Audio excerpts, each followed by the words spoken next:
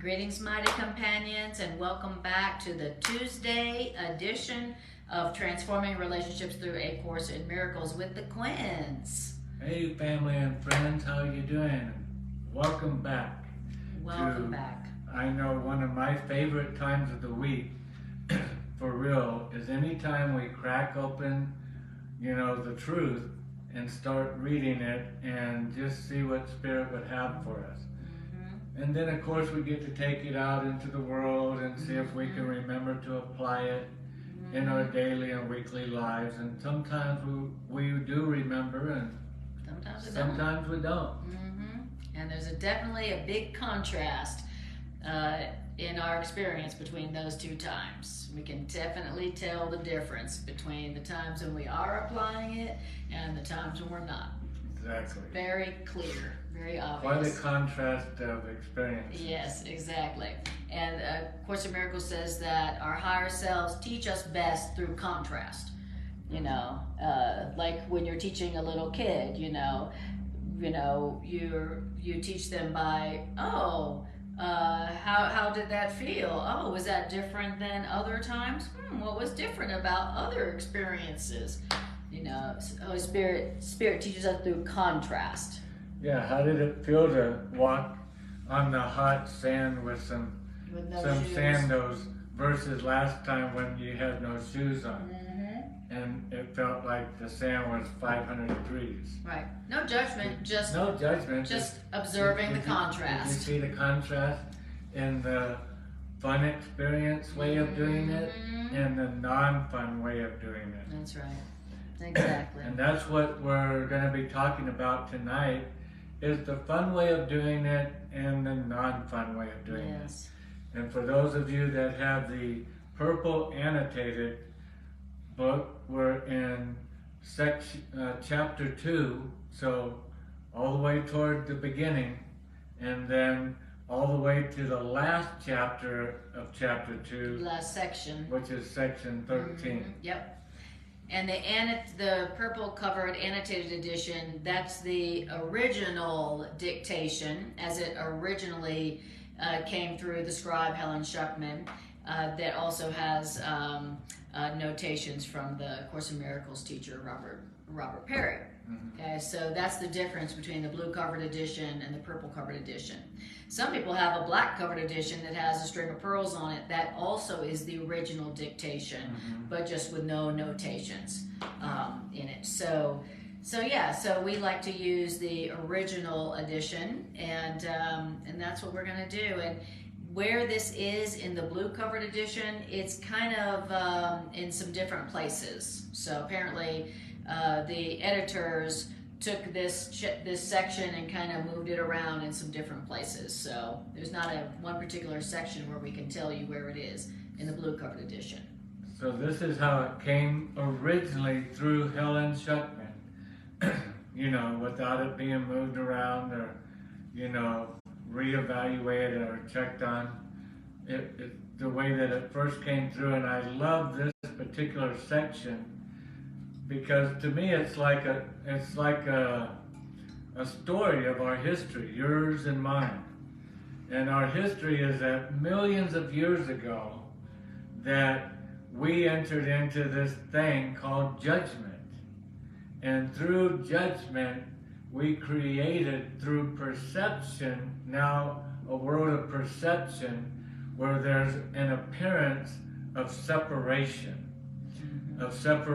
from abundance, separation from love, and so now we have some hate, separation from joining, now we're alone, separation from being full, healthy, and complete, as it is in heaven. We are separated from the attributes of heaven through this device that we use called judgment. And through judgment, we found ourselves in this make-believe world of pain and suffering. Of pain and suffering, of shortcomings, sorrow, sadness, and all of those type of attributes. And so the Course author is telling us how long will this last judgment go on? Because all of this pain, all of this suffering, all of this shortcomings, lack, death, sorrow, bitterness, hurt, anger, guilt will go on as long as we continue what started it, which is judgment. And that just makes sense. If judgment is what got us into this game of seeming separation from heaven, because we were told that judgment is not essential as an attribute of God. It's not an essential attribute. Yeah. Yes, God does have the ability to judge, and God has judged, calling all things as good. Yes. And then you and I came along, and we created a different judgment. And that created this world that we're in, and we're asking ourselves, well, how did this happen? Where did this all begin? People have said in classes I've heard before in my early days, why would we do this to ourselves? Well, we do it to ourselves because we wanted to be king. We wanted to be God. We wanted to be God. Yeah. And after like all, we still do. If I just judge this situation, then everybody will recognize how brilliant, how clever, how smart, how intelligent I am, and will perhaps finally recognize my authority. I have an authority to call things as I want to see them. And I would love you all to agree with me and share with me in that authority problem. Authority problem. So if anybody ever told you you have an authority problem, they were right. You do. We all do. And we know we do because every time we judge, we are essentially demonstrating that we believe that we are the authority, that we are God. I know it sounds crazy when you hear it, right. But everything we do sounds crazy when it's said out loud.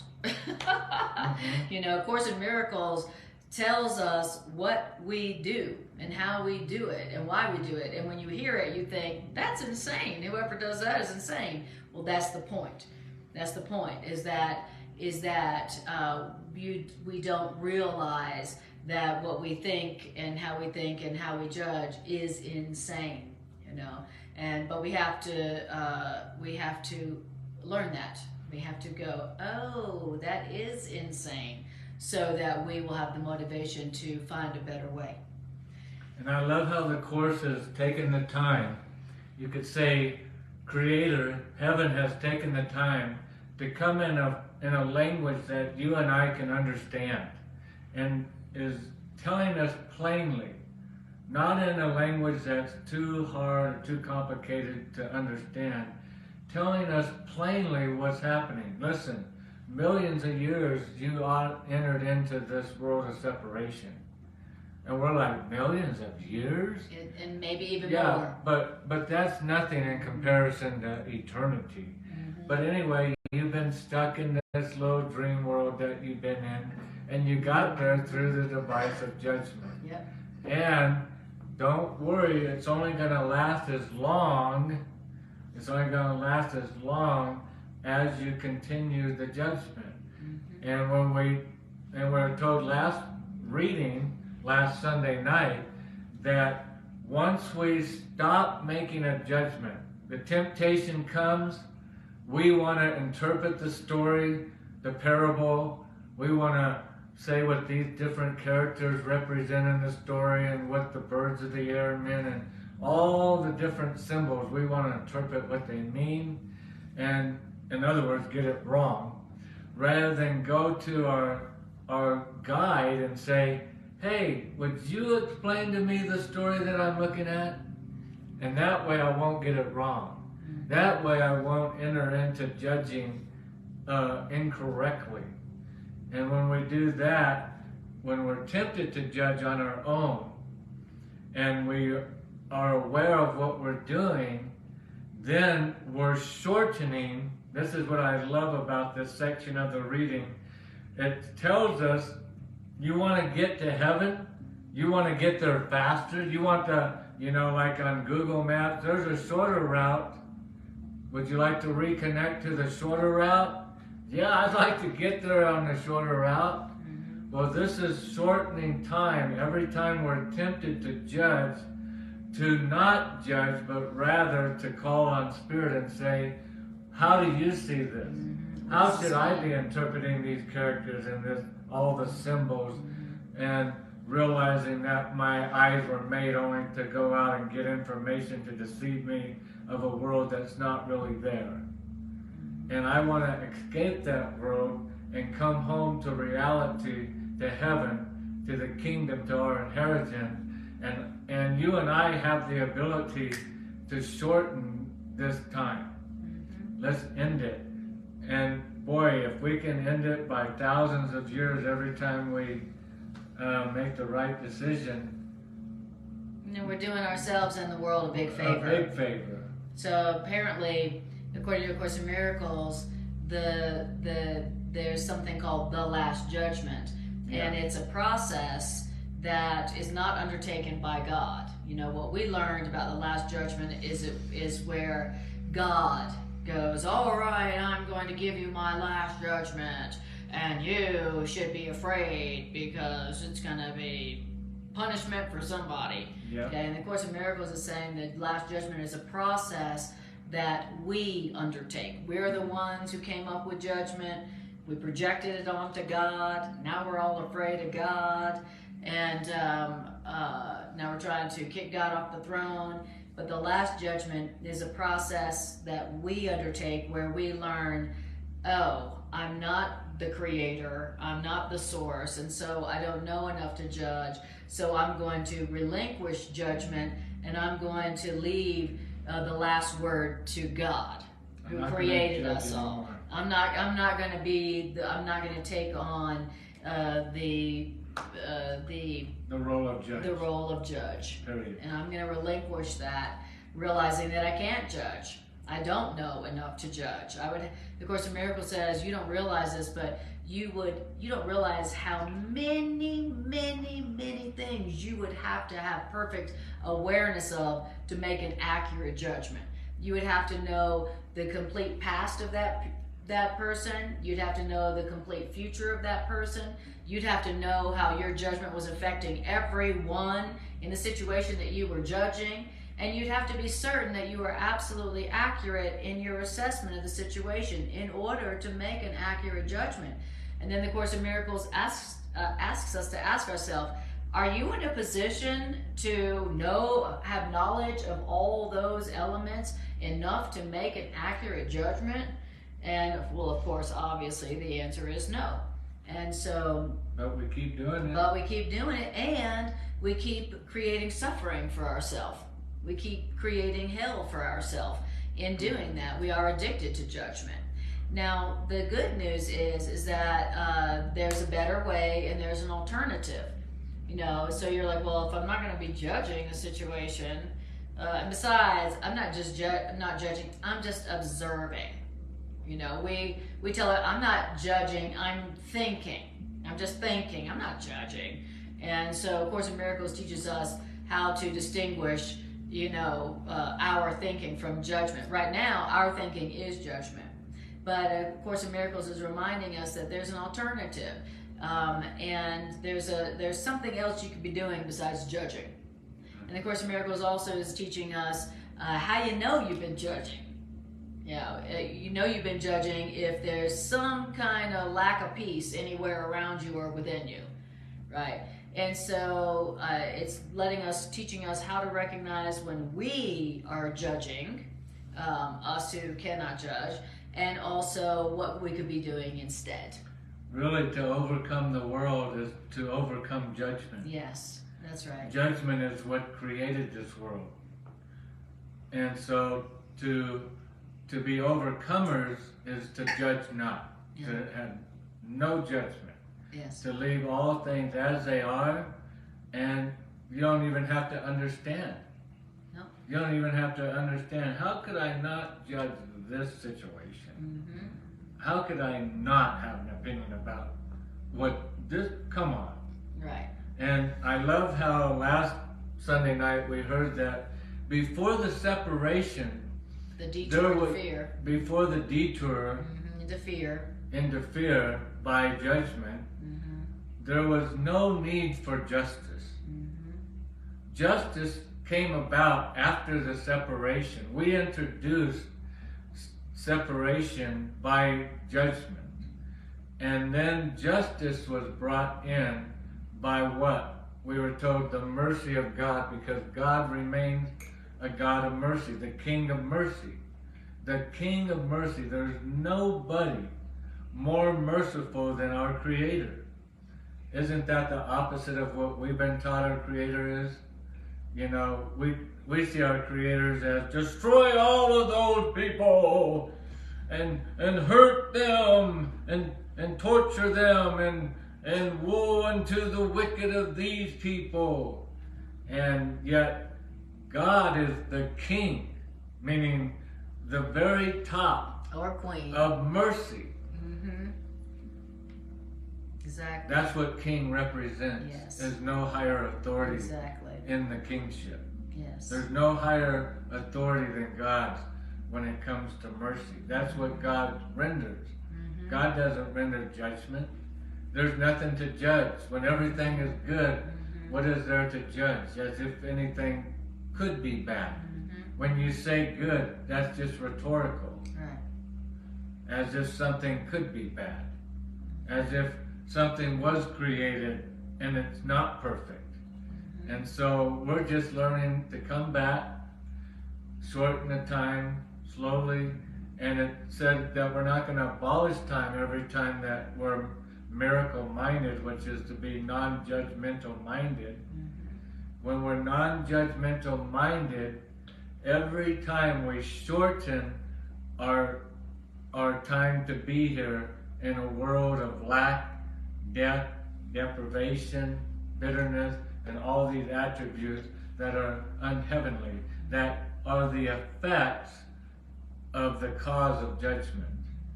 And then that world, as we give up judgment, that, as you were saying last time, our addiction to judgment, we're judgment addicts.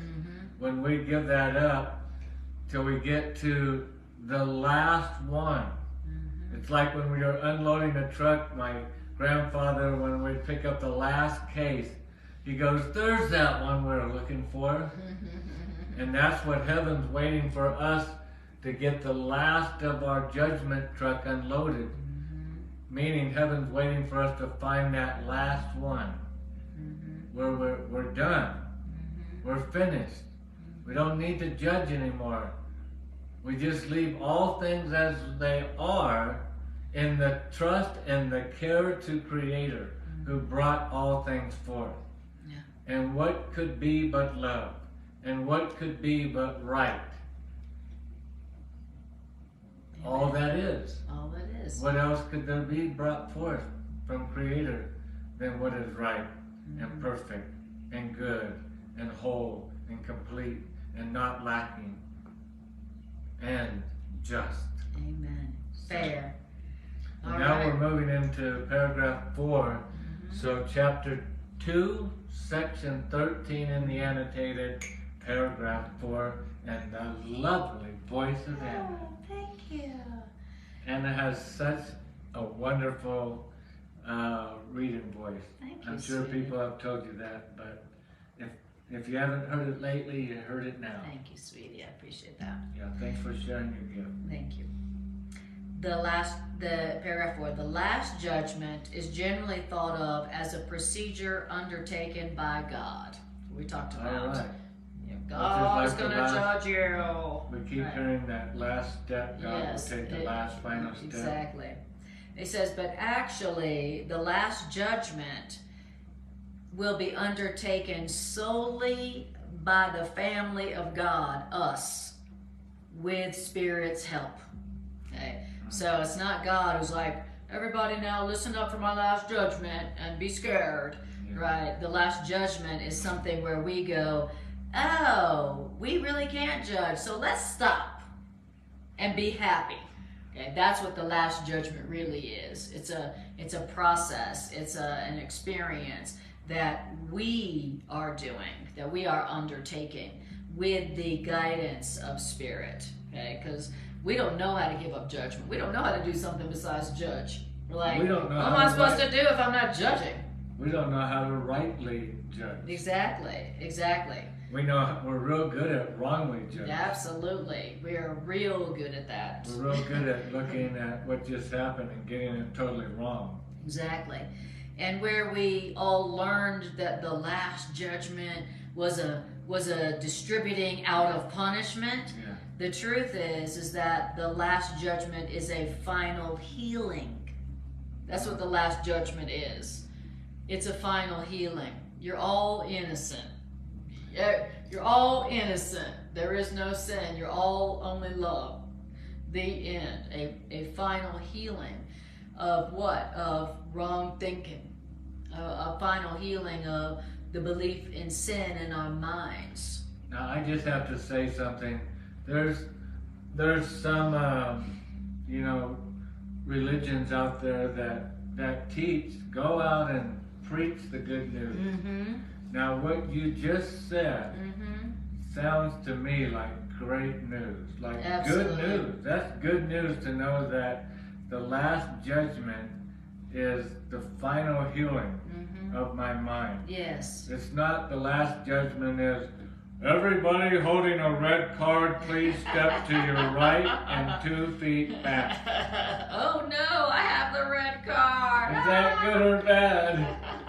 Exactly. The last judgment is not something that God does. Yeah. Because it wasn't God who was judging in That the first came up place. with judgment to begin with. Exactly. There was nothing to judge when all of God's creation was the same. Good. Yeah, judgment is something that we made up and then projected onto God, and then now we're afraid of God. Right. Not realizing that God's like, it's not me judging at all. I've already created you as you are, good, innocent, Yeah. sinless, guiltless. I didn't make stories of good and bad. Exactly. I only made a story of very good. Exactly. That's the only story I know of.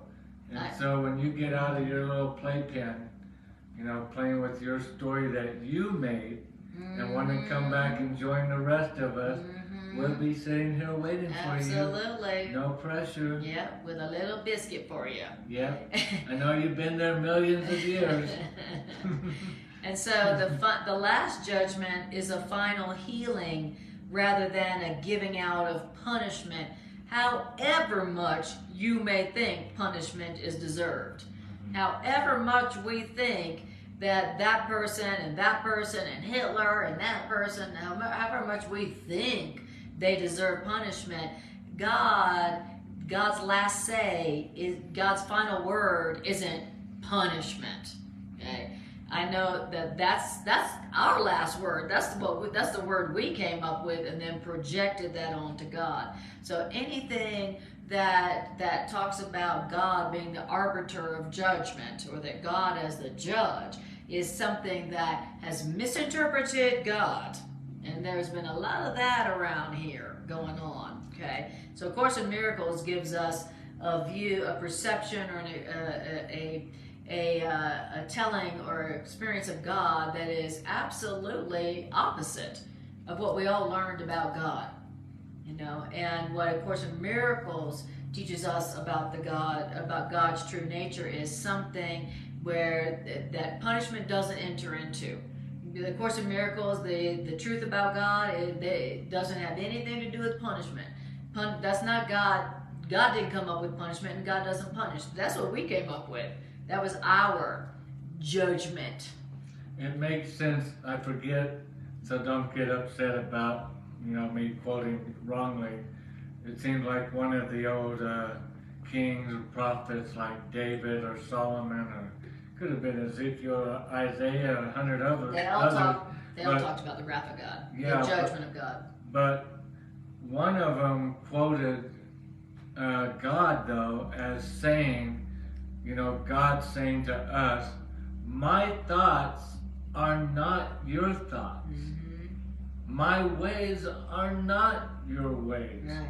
And it makes sense now listening to this, because God loves creators' thoughts are not judgmental. Yes. They're not like our thoughts. Yes. They're not condemning. Right. They're not judging. They're not heavy. They're not weighing. They lift you up. They inspire you. That's what love does. They bring you out of the lowly. They wouldn't bring you down into the lowly.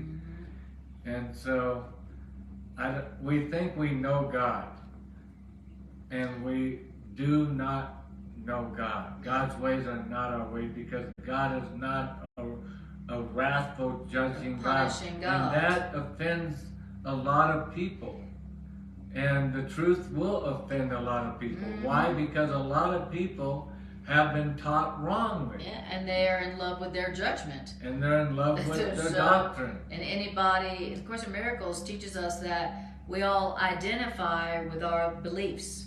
We identify with our beliefs. And when somebody doesn't believe as we believe, we feel like they attacked us, because I am my beliefs. Right. You know, and so, I'll die for my exactly. That's how you know that we identify with our beliefs. We're offended if someone doesn't agree with our beliefs, and we're willing to die for our beliefs. But what if your belief is wrong? Yeah. You know, and if your beliefs entail anything relative where you're attributing a punishment to love or a punishment to God, then your beliefs are not accurate. You're innocent. You know, you're totally innocent. You learned wrongly. And we all learned wrongly here.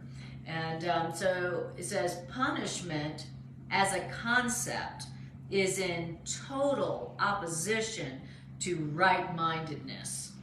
Wow. I mean, completely. You got right-mindedness, correct perception, the truth, reality, and punishment is an idea exactly opposite to the truth. There is no punishment in truth. Now, I can't help but to say it. The United States has bragged about being, godly nation. They call themselves a Christian nation. One nation under God. And on our currency, we trust. Trust in God. And we really love acknowledging through our words and our speech that we are a godly people, but yet we have more incarceration, more punishment than any other country in the world. And here we're hearing, and we can say, well, this is truth or this is hogwash. Punishment is a concept that is totally opposite to right-mindedness. It's the opposite punishment. Oh, well, you deserve some punishment, which could come in the form of guilt. I'm going to give you some guilt because you did something I didn't like, which is to punish. Yeah. Anything to punish. I'm going to make you feel bad. Yeah. I'm going to whatever. I'm going to make you feel alone. I'll show you. All of those are anything that has with a fishing hook attached to it, punishment. That is the opposite of right-mindedness, and we all do it all the time. Yeah. I do it, you do it. We're all by our nature dishing out punishment to one another. The I'll show you. Yes, exactly. And the aim of the final judgment is to restore right-mindedness to you. So not punishment. Right. So not thinking along the lines of punishment is the answer. Exactly. So the final judgment's goal is not to give you judgment, is to restore you to right-mindedness, which really means to help you release your mind from judgment. So it says the final judgment might be called a process of right evaluation. The same thing as being restored to right-mindedness. It's a process of right evaluation where you're seeing things correctly. And again, like you said earlier, a process. It's a process. It's a process. Not going to happen. the first time you're tempted with judgment, right, and you give it up. Well, that's one of many steps back, because it took many steps to get yes, out of reality. yes, exactly. And I don't know if it's in this section or another section, but it says that the belief system based on judgment has occurred over millions of years. And so the process of the undoing of judgment, the last judgment, ending judgment, that also may take a similarly long time. But it says, but like you were saying earlier tonight, every time you say, I cannot judge, Spirit, you decide, you are literally shortening the process, the process where judgment, the concept of judgment, is ended. You shorten that process for all of creation. So, you know, even though the detour into judgment, the detour into fear may have taken millions of years, the undoing of judgment may take a similar long time, but we shorten it for all of creation every time we decide not to judge and to let Spirit decide through us and for us. That's the alternate to judgment. You know, it's like the Course says, you think you need judgment to organize your life. You think you need judgment to make yourself safe. You think you need judgment to appear like you intelligent, right, or mature. You know, judgment is, in a lot of cases, our opinion. Yes, exactly. And if you don't state a wise, sophisticated, intelligent opinion, then you don't come across as very intelligent. Exactly. And so it says, you think you need judgment to organize your life and make you safe and achieve maturity, but it's actually the opposite. If you want to experience true maturity, if you want to experience a truly organized and safe experience, God-mindedness, right-mindedness, knowledge, if you really want to experience knowledge wisdom, and truth and peace and safety, it comes from the relinquishment of judgment. the giving up of judgment. The giving up of judgment. The Course in Miracles is a curriculum in how to relinquish judgment as the criteria for maturity and peace and safety and peace on earth. You know, so really it's all about how to relinquish judgment. Right, give up judgment. Whereas and it's a process. Whereas we're taught, you gotta learn how to judge well in order to become mature and to be safe. You know, and as everything in the world is, everything that we've learned is the exact opposite of truth and reality in heaven. Everything, it says this world is the opposite of heaven. You know, you ever heard of opposite day? This is opposite world, right, where everything here is opposite of reality, of heaven, of truth. And so everything here is a judgment. Because it's too cold, it's too hot. It's too tall, it's too short. That's right. That's wrong. That's not good enough. That should be different. If this were different, I'd be happy. It's too little, or it's too much. Too little, too late. Too big or to too ever skinny. try again. Too wide or too black. Exactly. And so the experience of experiencing heaven on earth, which means complete fulfillment on earth, is a process where you learn how to relinquish judgment in the recognition that you don't know enough to judge. You would have to have all the knowledge and awareness of God in order to judge correctly. No. Right. So that's what we're learning how to do. And so it says the final judgment might be called a process of right evaluation. And the final judgment simply means that finally all minds must come to understand what is worthy and what is not. So the only right judgment is a right evaluation. And what is it that I'm correctly evaluating here? So instead of judging, I'm actually evaluating accurately. And what is it I'm evaluating accurately? I'm evaluating accurately what is worthy and what is not. Now that's the only right use of judgment. What is worthy here?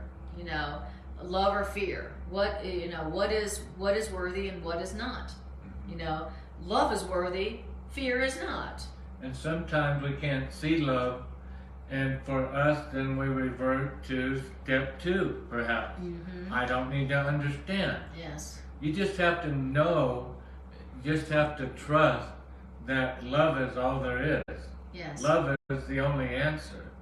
Doesn't matter what your eyes are showing you, what your ears are telling you. Mm-hmm. You just have to know that, and then you can relinquish judgment. Exactly. If you don't know that love is all there is, then yes, judgment is all that remains to give them. Yes. Because if there's not love, then there's something wrong. That's what love is, right.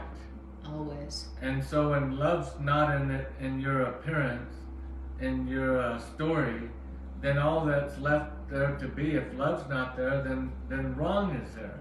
And if wrong is there, because love's not there, which is right, truth, goodness, kindness, if love's not there, then all that's there left to be is our perception of wrong. And then we're going to judge as though love is not omnipresent in everywhere. Yeah, with punishment. And we're going to render our decree of punishment, because that's what happens when something wrong happens. When anything wrong happens, what comes with wrong? Punishment. But how do you get to wrong? Judgment. Yeah. Judgment is the seed that starts the whole domino effect. And then if you think we would just use some spiritual common sense, okay, so I only receive what I give. Give and receiving are the same. As I sow, so shall I reap. So I'm going to sow punishment, I'm going to give punishment, but I'm not going to expect punishment back in my life. It's just a simple concept. Give up punishment, and then you'll give up receiving punishment. Yes. But how did you get to punishment? It started with the seed of judgment. Exactly. Me thinking that it's up to me to judge, or that I can judge. Right. So the final judgment is really a process, really where we go, what's worthy and what's not here. Okay? And okay, love is worthy. Love is worthy. And judgment is not, or fear is not. Punishment is not. That's the one right use of judgment. It's the one right use of judgment. And it says, and after you have correctly evaluated what's worthy and what's not, then your ability to choose can be reasonably directed. Yeah. So that's all we're judging. What's worthy here and what's not. Yeah. What's worthy and what's not. You could also, couldn't you say, what would I like to experience and what wouldn't I? Yes, absolutely. You know, what do I really want and what do I not want? Yeah. And unless this distinction between what's worthy and what's not has been made, then the vacillations between free and imprisoned will cannot but continue. So unless you're deciding, unless you're evaluating between what's worthy here and what's not, then really you're not really actually exercising your free will. Your free will was given you to choose between two different things. But if you're choosing between two things that aren't different, you're not really exercising your free will. You're just letting things go into the sewer. Exactly. And not doing anything about it. And so the final judgment might be called a process of right evaluation. And what am I evaluating? I'm not evaluating, are you right? Are you wrong? Am I right? Are you wrong? Are you good? Are you bad? How could you be know, right? Exactly. I'm not judging, what the sin was and how to correct it and what it means. All I'm doing is going, what's worthy here? What's not? Okay. What's worthy here is the children of God and innocence. And what's not is fear and guilt and punishment. That's the final judgment. Yeah. All right. And so Tamara says, I judge me often. This message is perfect to teach me to relinquish and be free myself to love. Beautiful. Beautiful. Thank you for sharing that, Tamara. Beautiful.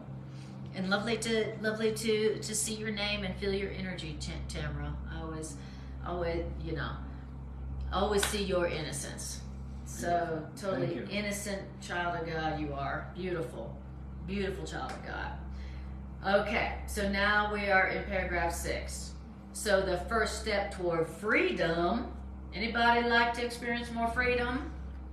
And the first step to getting there is? Yes, the first step to getting... All those going to freedom, first step this way. Anybody who right now feels held down, held back, imprisoned, No, limited in any way, shape, or I form? want to stay in punishment and bondage. I love to experience being held down, held back, limited. I love to experience bondage. It's so fun. So fun. It's so fun. It I just take feels extra so for that. great. So whatever it is that you feel bound by, limited by, held down, held back by, this is for you. The first step toward freedom then must entail a sorting out of the false from the true. What's false here and what's true here? Instead of going who's right and who's wrong, Right. and what needs to be done here, that will not free you. That will not lead to freedom. A totally new set of questions. Absolutely. Because I love that. You're right. That's what we do. We sit there going, who's right? Who's wrong? What should be What done? did they mean when they said that?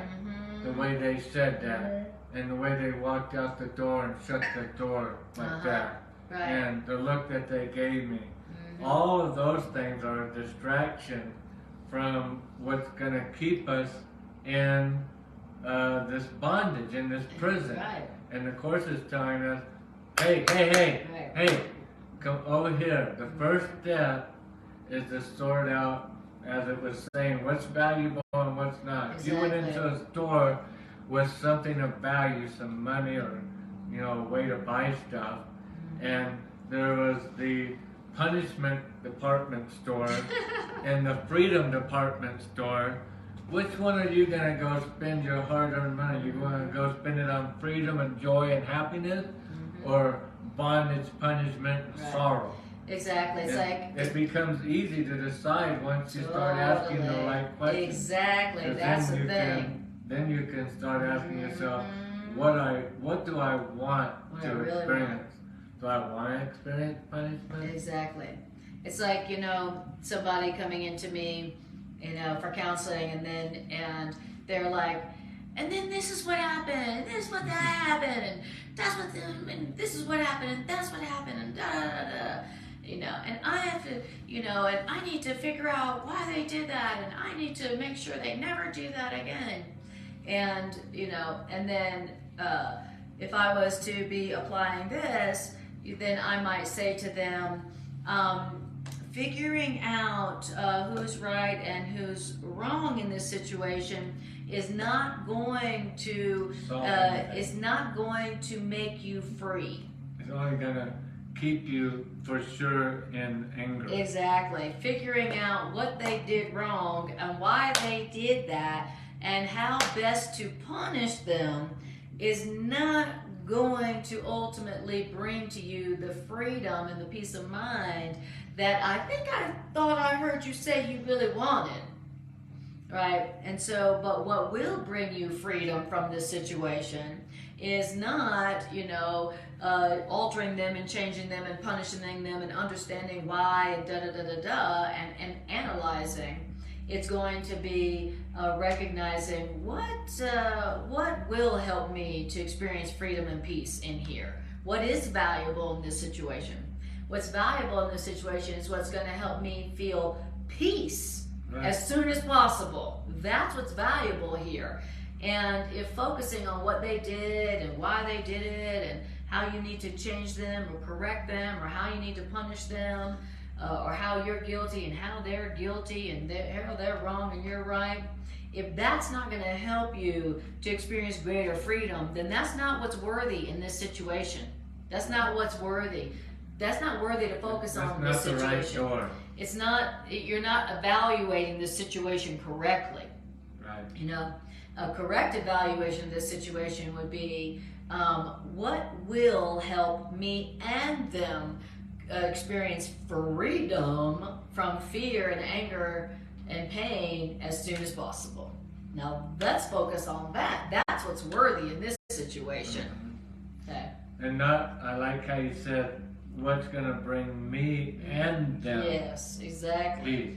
When you think that way, the answers come a lot quicker. That's right. When you just think, what's going to bring me peace?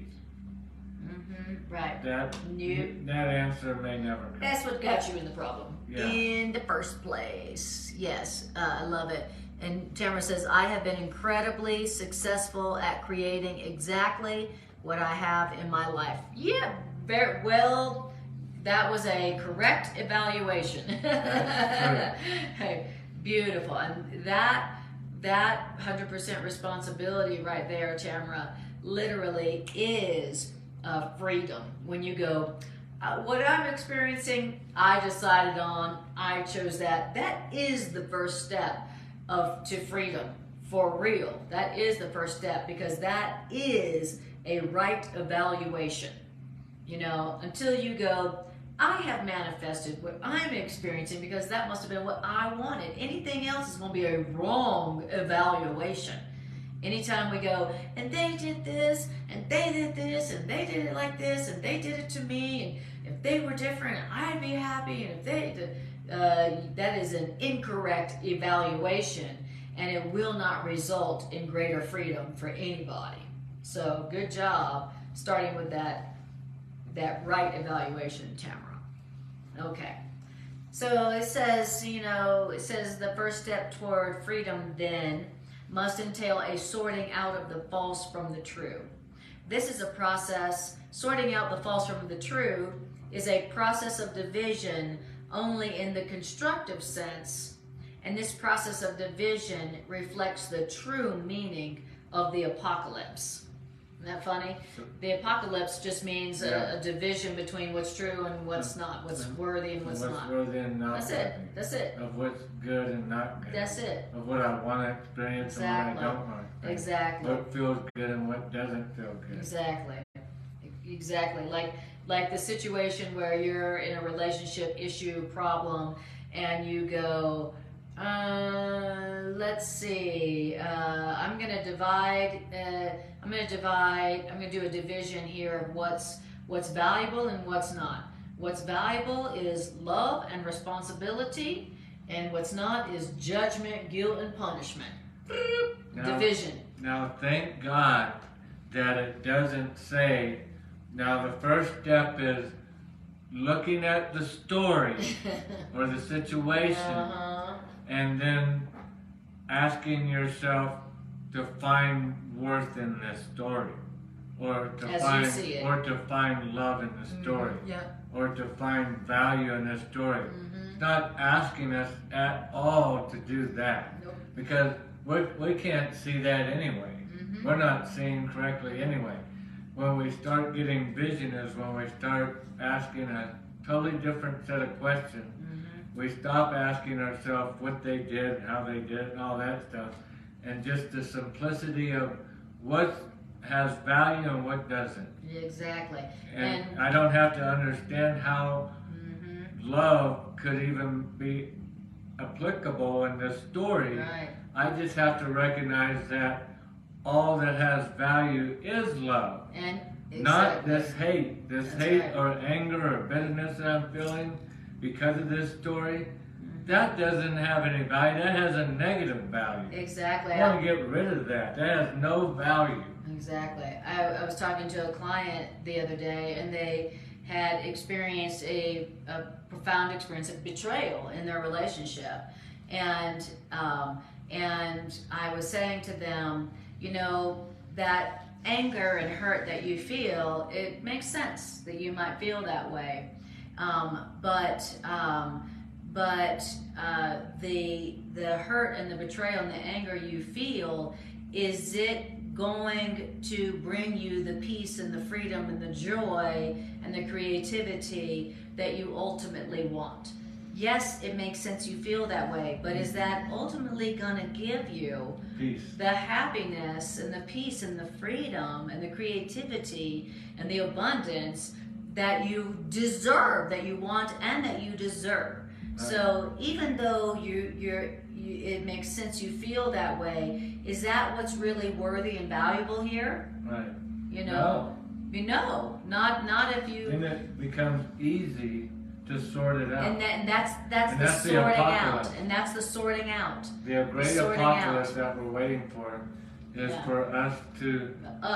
Not for God to divide the sheep from the goats. Yes. For us to divide the worthy from the unworthy. Exactly. Which is the loving from the unloving. Exactly. Which is the punishment to the freedom. Exactly. And in a relationship, you know, it's like, you know, what's worthy and what's not. What's worthy here is the love that we have given and received with each other, even if we, you know, weren't perfect in our love. What's valuable here in our relationship is the love that we did give and we did receive. And let's separate that out from what's not worthy and valuable, which is both of our calls for love. And wouldn't that be what the God of mercy would do? The God of mercy would look at any and all situations. Mercy would look at and go, what's worthy here? Yeah, where's the love here? Yeah, that's what mercy would be doing. Mm-hmm. Mercy Exactly. wouldn't be going, well, what's not valuable, and go with that. Exactly. Is there any hate here? Mm-hmm. That's not valuable. Let's go with that. Is there any punishment? Let's go with that. Yeah. That's not what mercy is looking for. That's not what mercy is doing. Mm-hmm. Mercy is looking for what has worth here. Yes. What has value here. Exactly. Well, happiness has a lot of value. Mm-hmm. Sadness doesn't offer any value. It takes value away. That's right. It subtracts. Yes. So then it becomes so easy, and the very first step. Very first step is a sorting out. Remember, the teacher's manual says there'll be a sorting out process. A stage of sorting, a period of sorting out. A period of sorting out. Exactly. Of what you do and don't want. Exactly. You know, and the Course in Miracles says that forgiveness is a process in which you decide to remember only the love. Right. And you're like, yeah, I know we both made every freaking mistake in the book. Both of us. Right. We both have made every mistake in the book. But we both were looking for the unvalued. Yeah, we both have been wrong and mistaken, and we both didn't know what we were doing. Neither of us really learned what love really is, so of course we made every mistake in relationship that there is to be made. And we both also gave and received love. So forgiveness is like, yes, we made every mistake in the book, but what's really important and really valuable and what's really going to lead to both of our increased freedom is the love that we did give and receive. Let's focus on that. Because that has a lot of value. It has so much value, it could literally free you both. It has so much value. Even if you don't physically stay together, it's still going to liberate you both. Well, I was going to say it has so much value that you would want to stay in the relationship. I gotcha. Because when you're both, before you were clinging to what wasn't valuable, to punishment, to the bitterness, to the anger, to the regret. That's what we were clinging on to, even though it doesn't make us feel good. and it doesn't make us feel good because it doesn't have value. Heaven made us to only cling on to the valuable. We were made for that. That's our inheritance. That's our right to cling on to only the valuable. And every time we cling on to the not valuable, it brings a not valuable experience with it. And so the first step is just, to me, it's making so much sense tonight because it's just so practical, as the Course is. It's very practical. Okay, stop rehearsing the story. We've heard the story. You've heard it yourself a million times. Stop rehearsing the story. Now let's ask a whole new set of questions. What's valuable in this story and what's not? Right. What do we want to Well, keep? my anger is valuable. Well, that doesn't even make sense. So it becomes laughable because then you see what you've been holding on to, and then it becomes easy recognizable. I've been hanging on to bullshit. I mean, just garbage, and thinking it was value. Now that I recognize it has no value, it becomes soothingly easier to let go of it. Oh, why would I want to hang on to the valueless, to that which has no substance, no joy, it doesn't bring any happiness, it doesn't give me any peace, doesn't make me feel lighter and more inspired. Why would I want to hang on to that? It's so ridiculous. Only if we're addicted to being right, and so addicted to being right, aka in control, that we're willing to be miserable in order to gain the so-called prize of being right. Being right. And that's why we Sometimes that's the case. That's why we would cling to the valueless, is because we think that clinging to the pain and the anger and the guilt and the shame and the punishment will somehow give us something more than happiness will. But what I'm hearing here is that's where you're at when you are deep into it. But even when you're that deep into it, if you practice this first step toward freedom, then now you're reversing this suicide mission you've been on. Suicide to happiness mission. Right. And even when you're deep in it, and we all know what that's like. I want to be right, even if it doesn't make me happy. I still want to be right. Exactly. Even if it kills me, but which it will. This is one of the things. If like you and I, when we've had our confrontation, we'll stick on the Course. You know how we do, and listen to it. This is one of the things I believe. If we hear this kind of stuff, hey Anna, hey Greg, the first step. All right. I'm not gonna tell you 100 steps. I'm just gonna tell you one. All right.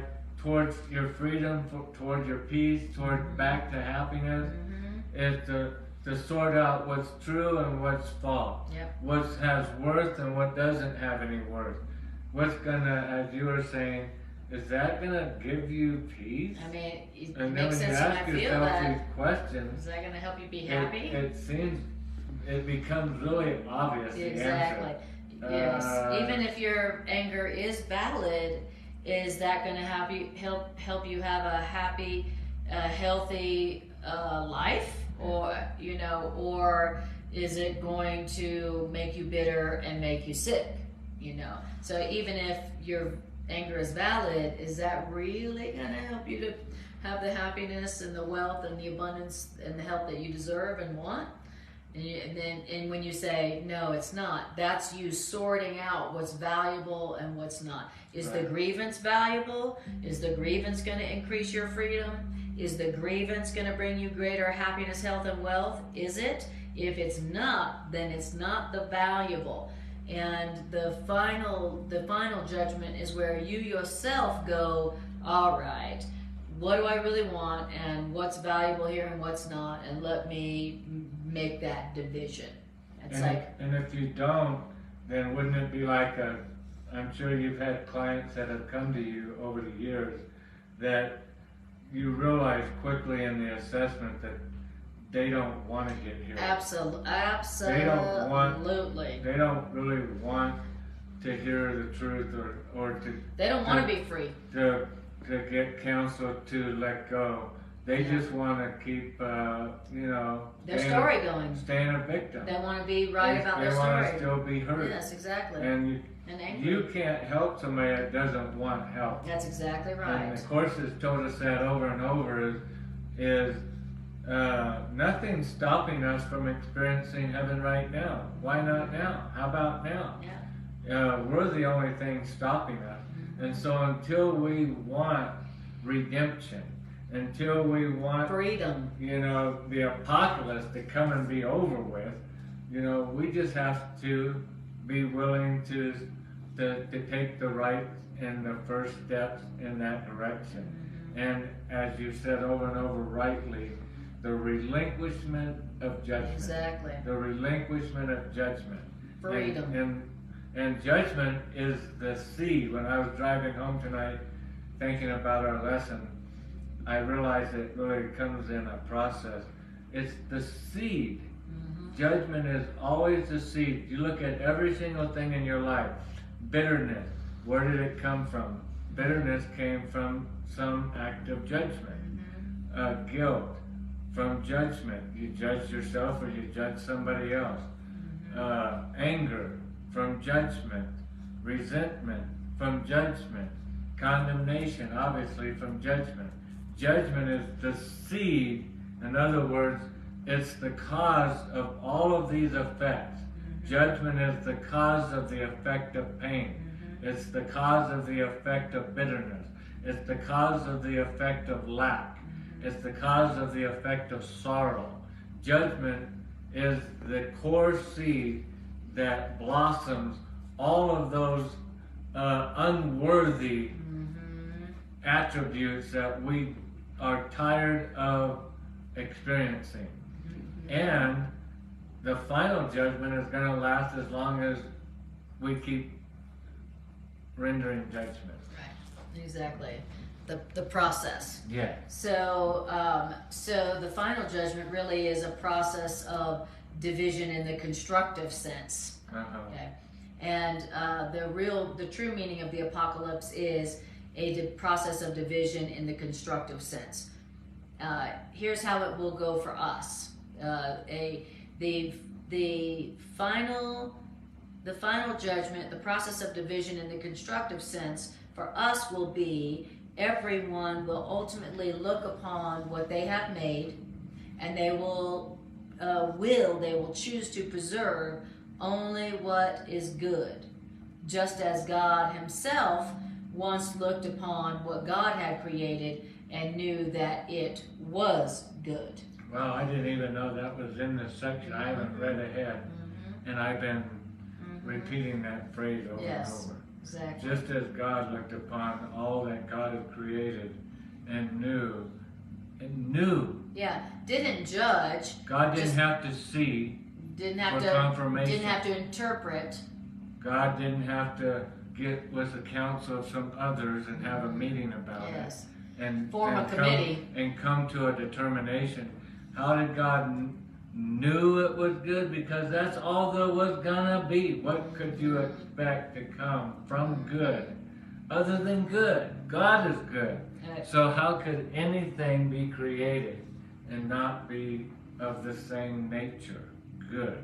Yes. And that's all that could come about is good. I love it. But we, because we made an opposite to good, now we have to go through the process of judging. Of going, is this good or not? Is this good or not? Good or not? Good or not? Okay. God doesn't have that dilemma. Okay. Right, God. Right. And so God, since we made an opposite to good, then God had to give us a way of choosing only for good to the point where there's nothing else.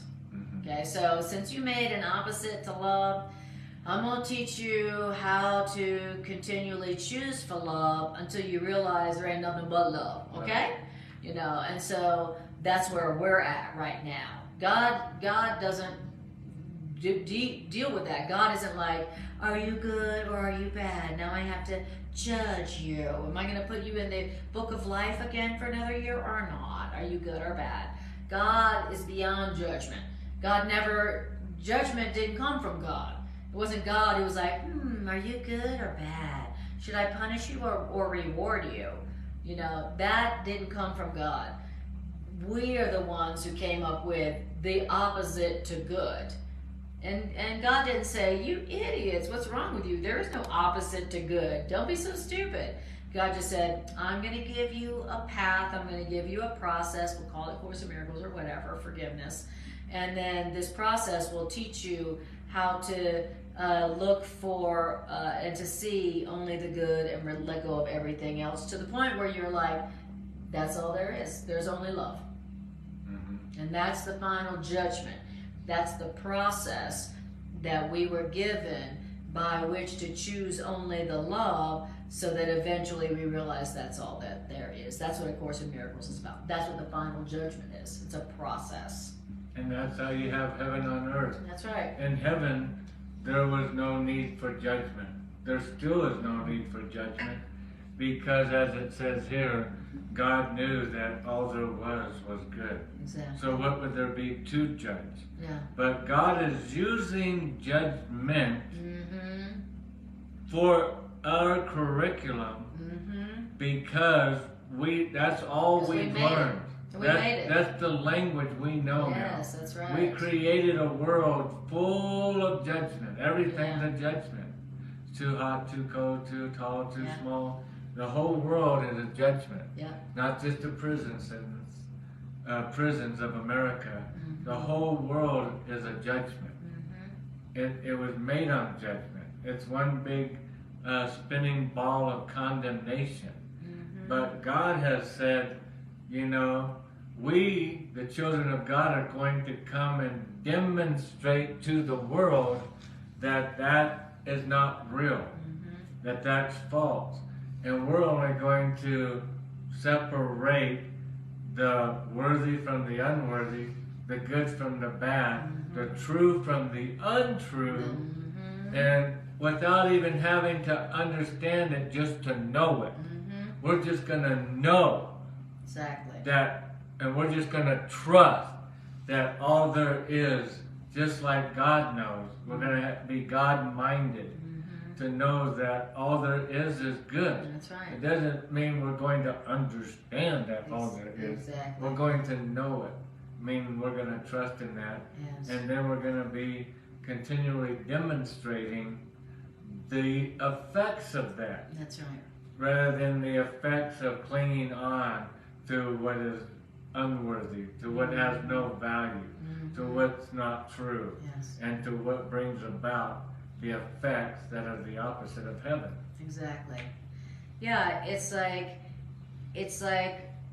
you know, God is not the author of judgment. You know, God isn't like, I think I have to choose between good and bad. Yeah.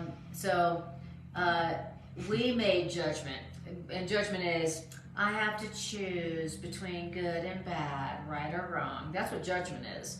If there's no choice that needs to be made between right or wrong, good or bad, guilty or innocent, then there's no need for judgment.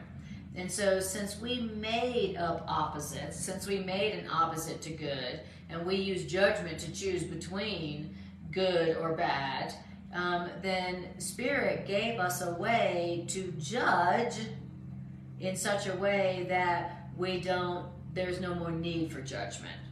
Yeah, because we judge everything in Spirit's hands. Right. And that's not through our hands. Exactly. And that's the final judgment. Right. You know, the real last judgment is where you go, oh, there's nothing to judge. There's only good. When there's only good, when there's only love, there's nothing to judge. There's nothing to choose between. There's nothing to decide anymore. Judgment implies that there's something to decide between. There's something to choose between. And so, okay, fine. Well then, if you since you made the belief that there's something to choose between, then now I want you to choose. What I want you to choose between is what's worthy and what's not in this situation. No. And when we get out of this world of judgment, can't you imagine what creative abilities we will have with our minds when we're not spending all of our minds discerning between good and bad, right and wrong, punishment, guilty. It's such a waste of and we creative spend energy. so much of our mind energy, and we get caught into loops to the point that we get angry. Oh, they're so wrong. Oh, that was so bad. And we're spending all of this energy, mind, consciousness energy, creative energy, on what isn't even true. It's not even worthy. Exactly. It has no value. It's not doing anything but looping, creating the same of itself, more nothingness down the road for millions and millions of years. And now we're going to make our exit. And we're going to shorten the gap, shorten the distance between now and the experience of heaven on earth. Exactly. We can experience it now, and it's just by sorting out the good from the bad, the worthy from the unworthy. The worthy from the...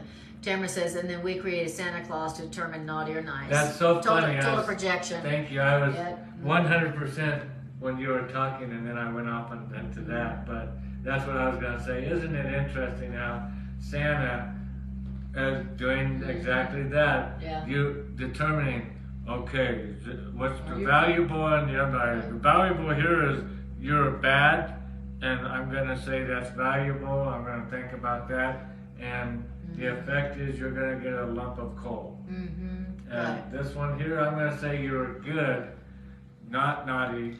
You are nice. In other words, as if there could be a naughty, as if there could be a bad, as if there could be an evil, as if there could be an unhappy, a sad. And boy howdy, Santa Claus has been wasting his brain and his conscience and his creative abilities just like we have. Santa is our equal. We think God is like Santa Claus. Yep. Literally. Give us treats. We think that God is Santa Claus. Okay. And Tamara, you bring up a good question about what about yin yang and the yin yang of things. There's a day and night, hot and cold, dogs and cats. I do have preferences. Yes. And the things that we call different, like dogs and cats, hot and cold, night and day, we call them different, but those are exactly the same in that they're all illusions. We're the ones who made a false distinction between things that are the same, and anything that changes, anything that ends, is an illusion. And so whether it's a dog illusion or a cat illusion, if the dog and the cat both end, then they're both illusions. And so to choose between two things that is the same is no real choice. So there you go. And hi Irene, lovely to see you, baby. And you are never late, baby. Never late. All right. Always on time. Always on time. All right. Now, it says... So we're talking about the apocalypse, or the final judgment, is something that we undertake in our own lives, where we ourselves eventually we start judging according to God's criteria, what's worthy and what's not. That's all. We're not judging between right and wrong, good or bad. We're judging like what's worthy here and what's not. Okay, the love that we've all experienced with each other, that's what's worthy. Whatever was the call for love mistakes we made, that's not important.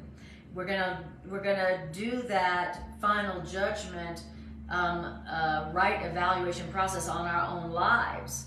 And after we've learned how to judge correctly, accurately, what's worthy and what's not, then one day we're going to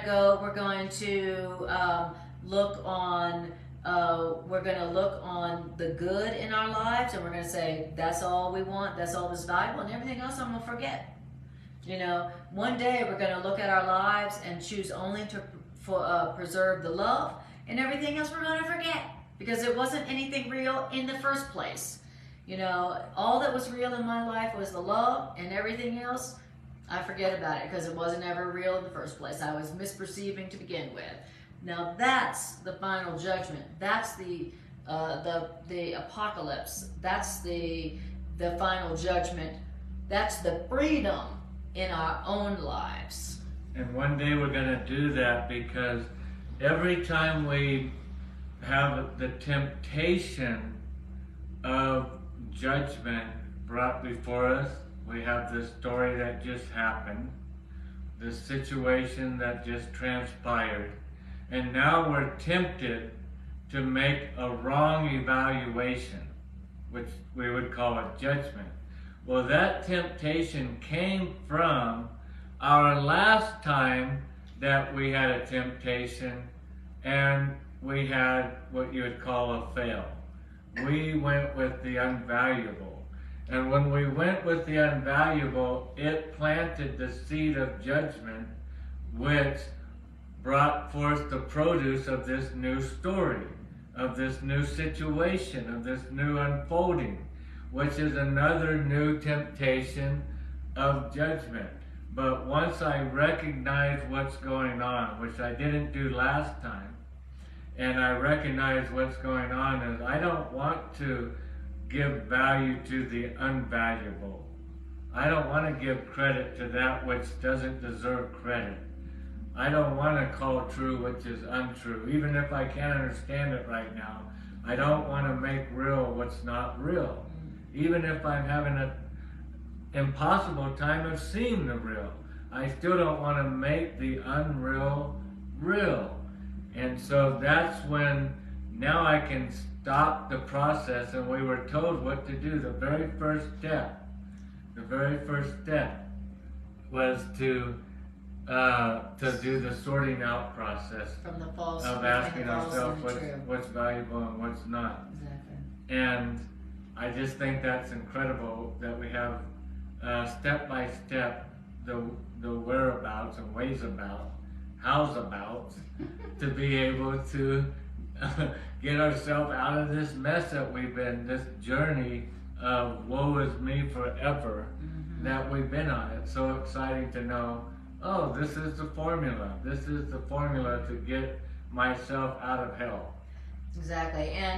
And in practical terms, in our relationships, how do I get out of hell, the hell that we're experiencing in our relationship? Okay, right. You know, practical terms, it's like, okay, what's valuable here? What's going to help me to be happy, and them as well? What's going to help me to be free here? What's going to help me to be happy? Okay. What's going to help me to be happy and free here is to just focus on the love that this person has given me, and the helpfulness they have given me, even though I'm tempted to forget all about that right now. Yeah. Is I'm just going to focus on the helpfulness and the love that they have indeed given me, and also the love and helpfulness that I have indeed given them. Yeah. And that's the only thing that's going to help us out here. You know, I'm very tempted to focus on what's not valuable, which is what they did and why they did that, and the grievances and the hurt they caused me, you know. But I'm going to choose only to focus on the good, the valuable, the good they did for me, the good I did for them. I'm just going to focus on that, and I'm going to let all the rest go, all the mistakes they made, all the mistakes I made, which was plenty, and all of them. I'm just going to focus on the good. You know, that's the worthy. I'm going to focus on the love that was given and received, and I'm going to let all the rest go for a moment. Because remember, that's all you may be able to do. Right. You only may be able to remember only the love that was given and received in that relationship for a moment, but that's all it takes, a holy instant. Because now that moment, you've used judgment correctly. You have accurately interpreted. And the Course tells us you can't decide at the beginning of the journey to go with Spirit and Spirit abandon you. Once you make the decision. Yes. Once you make the decision. Once you make the right choice. Spirit's like, no, I'm not going to abandon you. I'm going to see this through with you. Meaning you now didn't cultivate another temptation to come and show up in your experience for you to have to overcome again. Because now you're starting to put them out step by step. Okay, I'm gonna sort it out. What's worthy, what's not worthy. Okay, I don't want to do that. Okay, practical. And then it makes sense what to keep and what not to keep. And then what it's teaching us is to let go of judgment, because judgment's the problem. It's the sole problem. And then we get rid of judgment, and now we're not planting more temptation to overcome and punishment, disaster, drama from that last bad decision, because we made an evaluated right-minded decision. And now we got rid of finally that stream of judgments that have been going on for who knows how many hundreds, thousands, millions of years. Finally we stopped that one, and we planted a right-minded temptation now that to come to us that only will seem to be to judge good, because that's what comes from going with the worthy, the valuable. Exactly. Is planting now what isn't a temptation to judge bad. It's just going to feel good, it's going to feel right, it's going to be happy. So there's not going to be that test. One less test to overcome. That's right. Until we have the last one in the truck to unload. That's right. You go, there's the one we've been looking for. Right. One last grievance. What's that one, Grandpa? Well, the last grievance, as you said, the last judgment, where you overcome, and now there's no more to overcome. And now all the harvest, all the produce, all the good, all the experience is nothing but good coming back at you. No punishment no more, because no more are we planting punishment. Only good is coming back, because good is all we're giving. Exactly. And to say, well, Tamara said, is everything unreal except love? You could say, Tamara, I would say there, everything except love is unworthy. Let's go with that. Yeah. Sometimes we're like, well, what do you mean everything but love is unreal? Forget about that. If that's too metaphysical and spiritual, just go, if it ain't loving, then it ain't worthy, Because to ask that question in all honesty is to assume that we know what love is. We don't even know how to recognize love. There's a situation going on in your life right now, and you're thinking that it's unloving, having no idea it's purely for your benefit. You're being saved. That you're being saved in this situation, and you are totally oblivious to what's happening. And so you can't say, well, that's not real because that's not loving. To say that is to say that I know what love is and isn't, as if there is an opposite to begin with.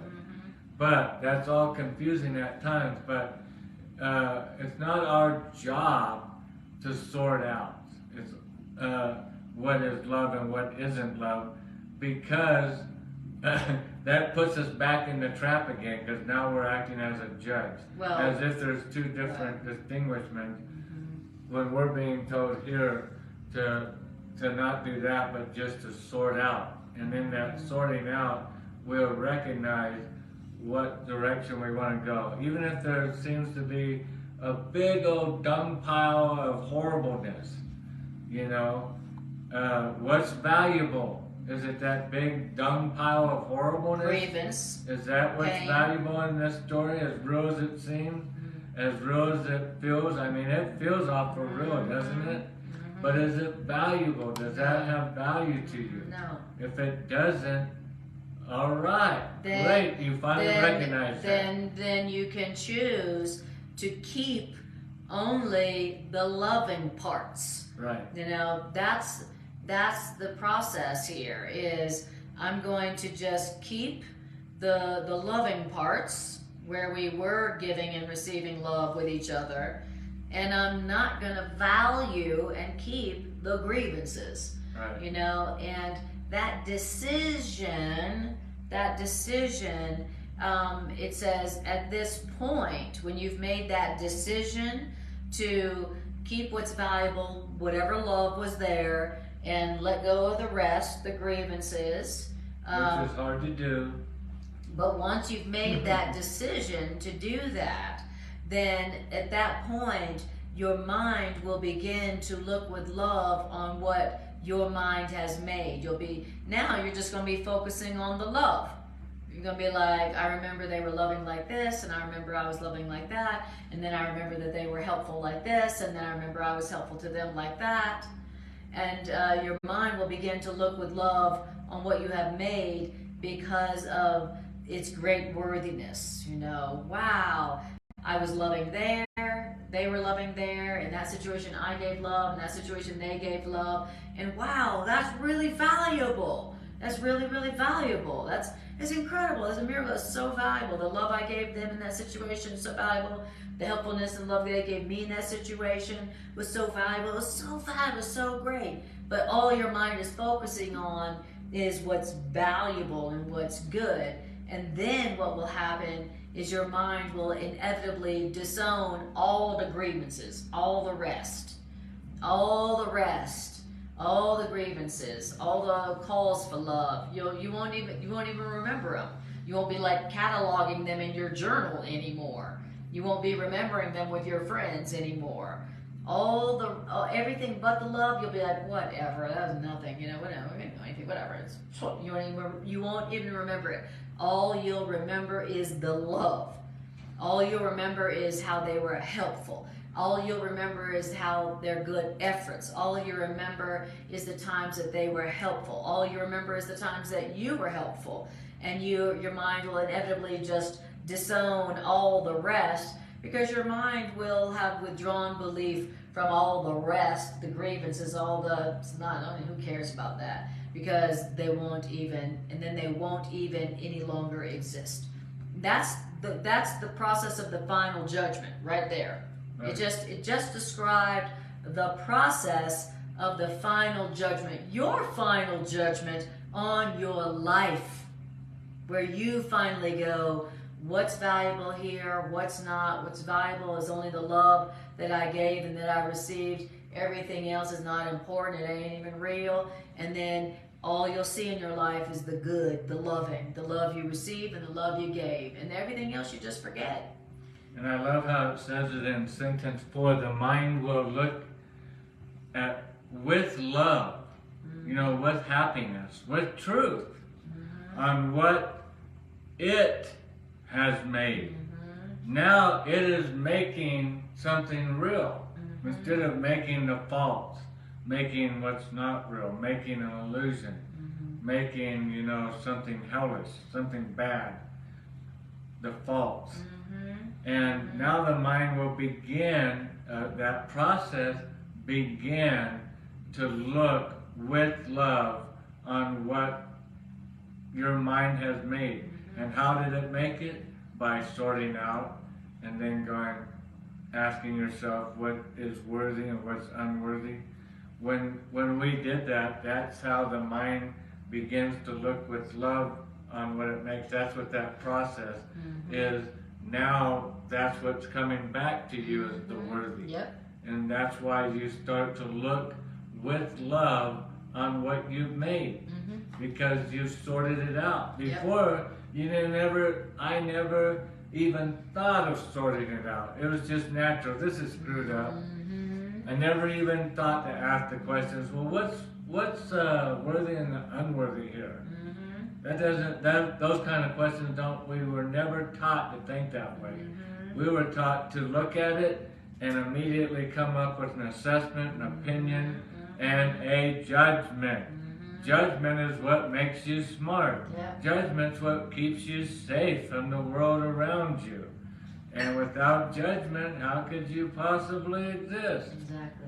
And so we're having to give that up, which would be to say we're having to give the world as we made it before up, which is actually good news. Absolutely. I'm ready to give that so up. what we just heard is the alternative to judgment. Yep. And so instead of going, you know, this is bad, this is wrong, now we're going to go, what's helpful here and what's not. That's all. Yep. All right, so it's 8:30, so we're going to stop here. Yep. And you read the last couple paragraphs. We'll read it to see if we're going to continue or pick up on something new. Exactly. Because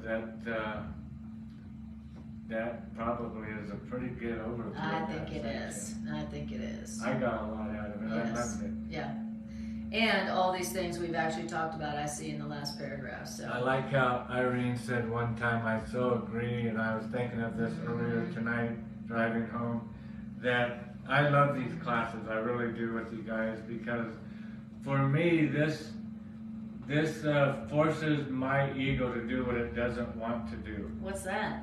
It forces my ego to sit down, just like in high school or junior high, and do my homework. Yeah. Nobody wants to do homework. You know, wouldn't everybody just rather pop a video in on the TV or listen to some music? Get some entertainment. Get some kind of worldly entertainment. Pleasure. But these classes, you know, they draw me in to, okay, little Greg, sit down at your desk. Let's do our work. Open up the book and do your workbook lessons. Yes. And at the end of every class, I'm so glad I came to school. I'm like, oh, I'm so happy. I love this school. I guess that's what it is some students love going to school, and that's how I am with this. But nevertheless, the fact that we're all meeting on Sundays and Mondays and Tuesdays, it keeps me doing it. It keeps me studying. It keeps me, keeps me going until we get to the last judgment together. Let's do it. Let's do it. Let's do it. Yeah, exactly. I mean, you know, our spirit loves studying the truth. Oh my God, it really does bring the ultimate freedom on every level. But our ego doesn't want freedom. It wants to judge.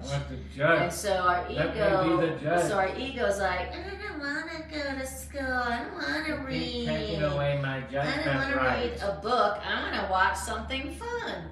You know, the ego doesn't want freedom. The ego wants the judgment. The ego wants the grievance. The ego wants the misery. And so, you know, so the ego resists, you know, going to school or reading the book, you know, because it leads to our sweetest experience of freedom on every level. So good for you for going for your freedom, your sweetest freedom on every level, even when your ego doesn't want you to listen to the truth and read a book. So good job. Way to love yourself. Way to love yourself. You too, baby. Way to love myself. And we love you. We appreciate you more than we can say, guys. You're amazing. Thanks for watching, and thanks for all your amazing feedback. Really, it makes all the difference for us. We appreciate you more than we can say. Bless you. Love you guys. Love you guys. Take care.